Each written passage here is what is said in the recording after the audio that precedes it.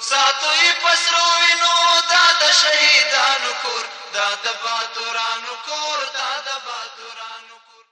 د ننګرهار مرستیال والي مولوي غلام الرحمن حیدري په مشرۍ راستنو شو کورنیو ته د مرستو د جلب او پراختیا په موخه د همغږۍ ناسته وشوه.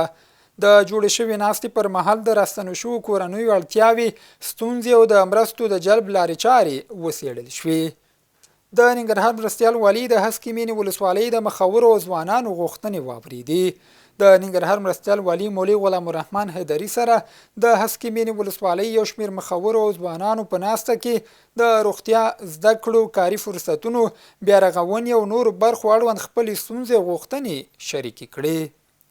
ننګرهار د هیواد یو له هغو ولایتونو څخه دی چې له نن 15 کاله وړاندې د اسد په 40مه فتح او د اشغال ټغر پکې ټول شو.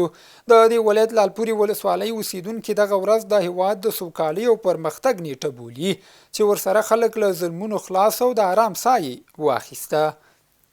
ننګرهار کې د کډوالو چارو ریاست مسؤلین وایي د کډوالو نړیوال سازمان IOM په مرسته 300 هغه کورنیو ته کورونه جوړوي چې تازه له پاکستان راغلي او خپل د جوړېدو توان نه لري.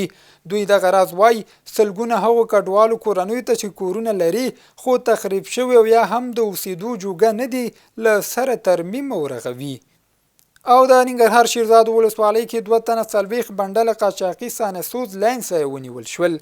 د ولایت مقام مطبوعاتي دفتر څخه خبره شوې خبرپاڼه کې ویل شوي د شیرزاد ولسوالۍ د جنایي جرمونو پر وړاندې د مبارزې امریت کشفي منصوبینو د یادې ولسوالۍ په ګندمک سیمه کې 2 تنه 40 بنډله قاچاقي سانسوز لاین سره نیولي دي. ساتوي پسرو وینو دا د شهیدانو کور دا د باتورانو کور دا د باتورانو